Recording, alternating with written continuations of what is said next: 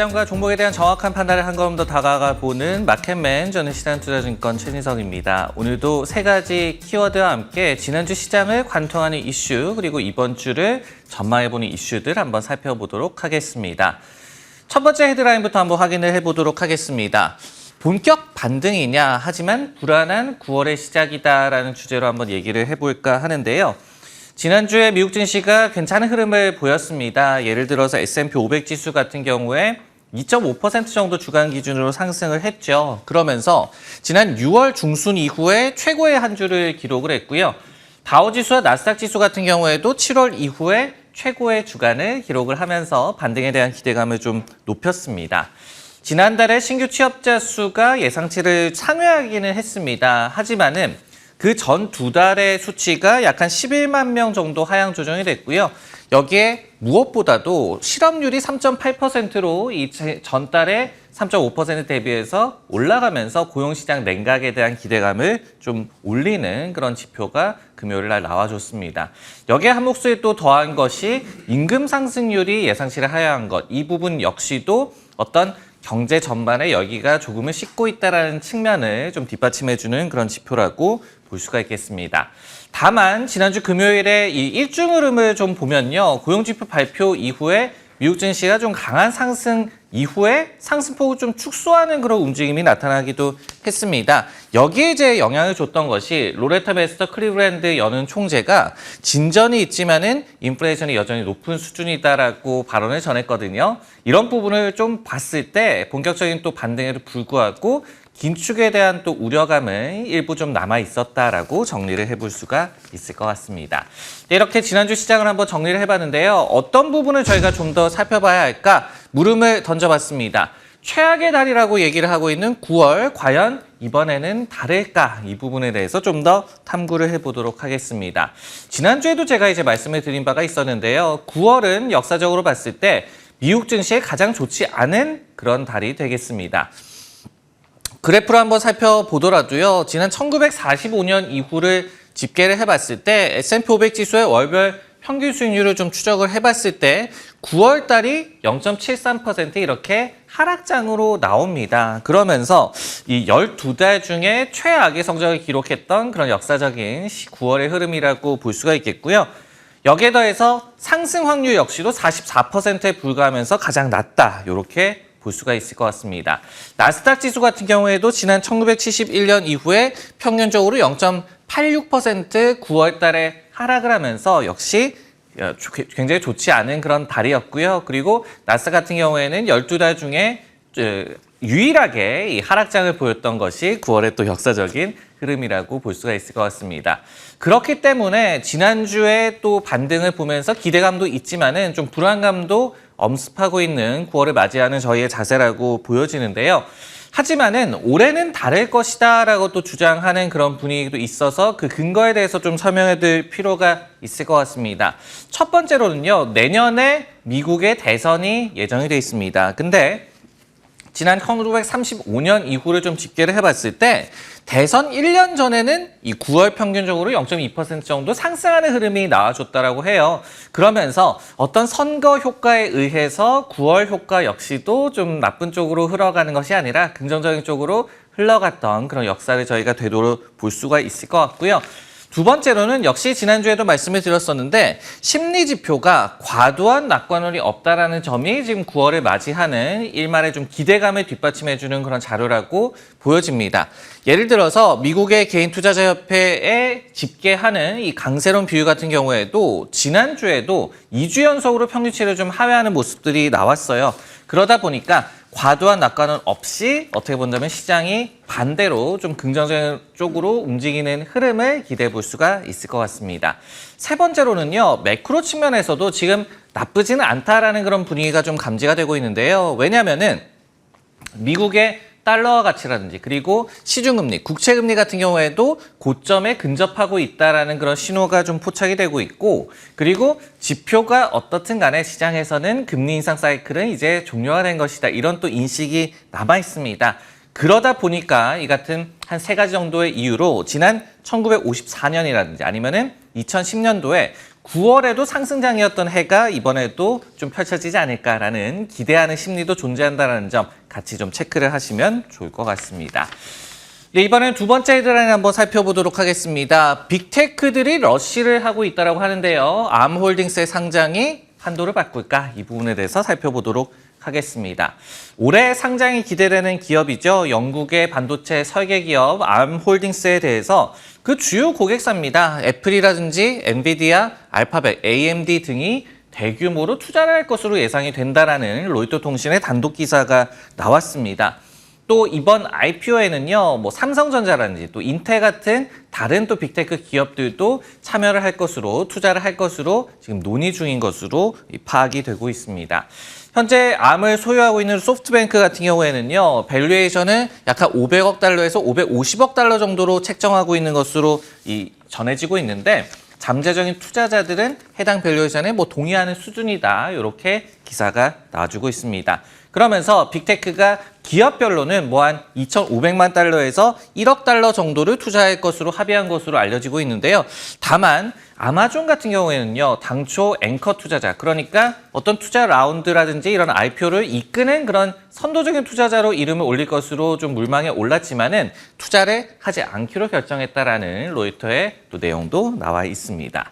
네, 이 이슈에 대해서 어떤 부분을 좀 더 탐구를 해봐야 될까 물음을 던져봤습니다. 새로운 AI 반도체 수혜주로 떠오를 것이냐, 암 상장에 대한 기대감을 한번 파악을 해보도록 하겠습니다. 암은 뭐 많이들 아시겠지만은 스마트폰의 두뇌 역할을 하는 AP, 이 프로세서의 이 설계에 글로벌 약 한 90%의 점유율을 갖고 있는 그런 기업이라고 볼 수가 있겠습니다. 당초에 엔비디아가 인수를 하려고 시도를 했었죠. 하지만 이제 막히면서 결국은 소뱅 측에서도 이제 상장으로 선회하는 그런 모습이 나아지고 있는데요. 다만 이렇게 기대감이 큰 만큼 상장 이후에 오히려 좀 열풍이 기대만큼은 아닐 가능성도 저희가 미리 좀 살펴봐야 될 것 같습니다. 뭐 한 두 가지 측면을 좀 준비를 해봤는데요. 첫 번째로는 이 기업의 성장성에 대한 그런 의구심이 되겠습니다. 2023 회계연도에 암의 매출이 26.8억 달러였어요. 그러면서 전년에 27억 달러 대비해서 오히려 이렇게 역성장하는 모습이 나와줬거든요. 물론 이제 영업이익은 소폭 성장하기는 했지만은 이런 외형 성장 측에서 좀 부진한 그런 모습이 나와주고 있습니다. 근데 이것을 피어 밸류를 좀 적용을 했을 때 약한 밸류에이션이 320달러에서 320억 달러에서 430억 달러로 나와주고 있거든요. 그러면서 최근에 이제 나오고 있는 뭐 한 500억 달러 이상, 그리고 소뱅 같은 경우에는 640억 달러의 이 지분을 매입한 바가 있었습니다. 그렇기 때문에 이 같은 밸류에이션을 적용하기에는 실적의 성장세로 보기에는 역부족일 수가 있다. 이런 목소리를 충분히 들어볼 수가 있을 것 같고요. 두 번째로는 AI 수혜주로 또 각광을 받을 것으로 기대를 모으고 있는데 과연 AI와 얼마나 연관성이 있을 것이냐, 이 부분 역시도 저희가 좀 살펴봐야 될 것 같습니다. 주요 AI 반도체 기업들이 이 기업의 주요 고객사이긴 하죠. 하지만은 이 기업 같은 경우에는 오히려 스마트폰 시장과 더욱더 익스포저가 높은 기업이라고 이해를 해야 될 것 같고요. 여기에 더해서 스마트폰 시장은 지금 성장이 좀 둔화하고 있죠. 이런 부분들이 결국 외형 성장의 역성장으로 이어지는 그런 결과, 이런 부분들 역시 AI와 과연 얼마만큼 관련성이 있겠느냐, 이 부분도 좀 살펴봐야 될 것 같습니다. 이런 우려들이 있기 때문에요. 주요 기관들, 예를 들어서 번스타인 같은 경우에는 적정 밸류에이션이 460억 달러로 예상이 되고 있다라고 얘기를 했고요. 그러면서 여전히 장기 성장하는 사업 구조를 갖고 있지만은 과거만큼의 수익성이 우월한 그런 모습은 보여주지 못하고 있다라고 분석을 하고 있습니다.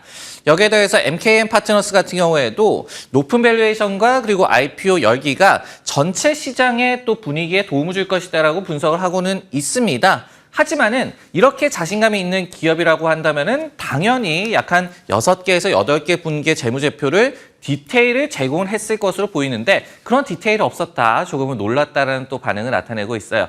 그런 만큼 암홀딩스 상장에 대해서 기대감만큼 우려 요인도 미리 좀 체크하시면 좋을 것 같습니다. 네, 마지막으로 종목과 관련한 또 헤드라인 준비를 해봤습니다. 이것이 AI 거품이냐, 브로드컴의 급락에 대해서 한번 진단을 내려보도록 하겠습니다.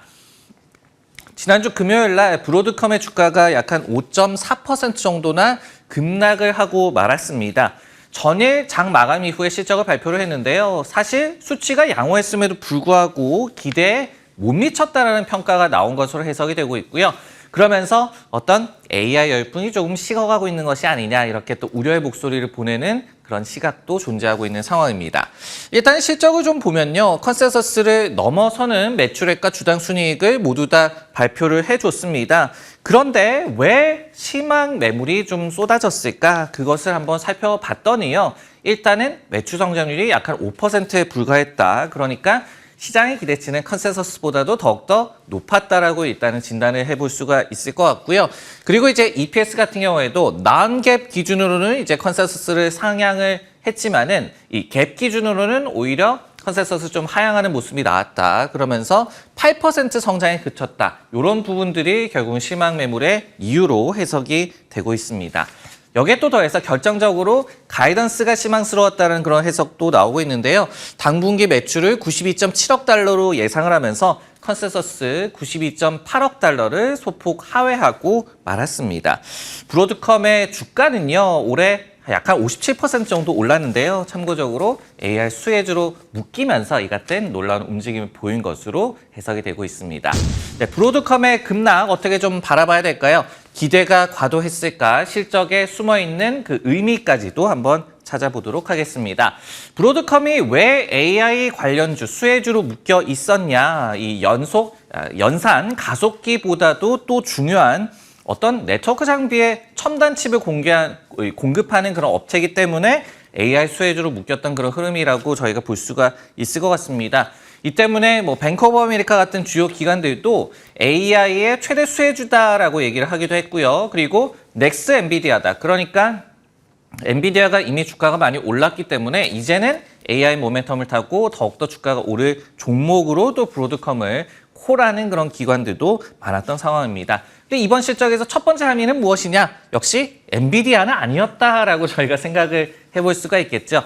엔비디아 같은 경우에도 실적에 대한 기대치가 굉장히 높습니다. 하지만은 최근에 나타냈던 실적을 보더라도 그 기대치를 훌쩍 뛰어넘는 우월한 실적을 보여준 바가 있었죠. 가이던스도 마찬가지고. 그렇지만은 이제 브로드컴은 그 정도는 아니었다라는 점을 저희가 좀 기억을 해봐야 될 것 같고요.